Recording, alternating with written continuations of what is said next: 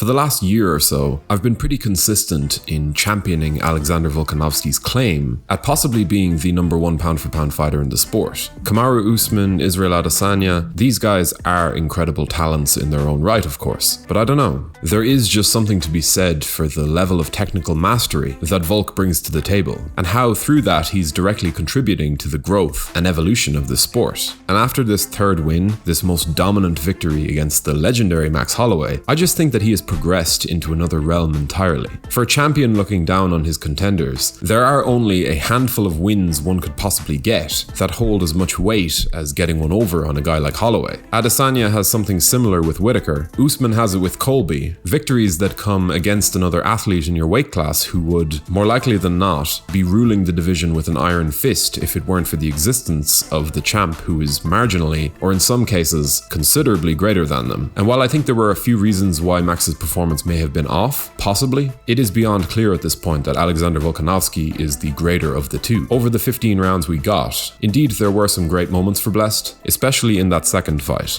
But as I've said before, I scored both fight 1 and fight 2 for Volkanovski, and after this complete and total clean sweep, it is probably going to take something completely unheard of for Max Holloway to get himself back into a title shot. Volkanovski just had his way with Max for the most part, showing a very surprising speed difference, landing at an incredibly high rate of accuracy, battering his opponent and making the gulf in quality quite apparent. There was also a certain level of ferocity, and through that ferocity a certain swagger that was really good to see from a champion, from a guy who is slowly growing comfortable in his role as the captain of the featherweight ship. Max just really couldn't get going, he couldn't find his momentum, which for a guy like him whose entire style is built off of increasing momentum, yeah, it became very clear in the fight's middle portions that every minute that went by was a real case of now or never, and it just didn't happen for him. Volkanovski is just so good at stifling his opponents. That performance he turned in against Jose Aldo, a performance that is really aged well, all things considered, showcased his ability to make his adversary fight his fight. And in this trilogy bout against Holloway,